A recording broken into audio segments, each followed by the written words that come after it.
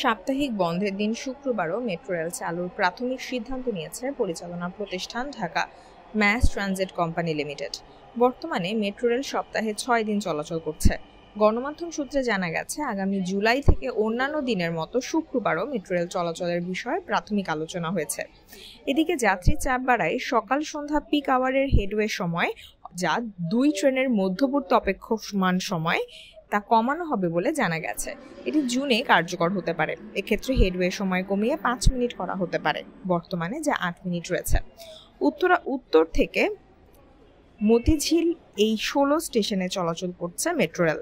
কমলাপুর পর্যন্ত সম্প্রসারণের কাজ চলমান। ওই অংশের কাজ শেষ হলে কমলাপুরও যাবে মেট্রো রেল।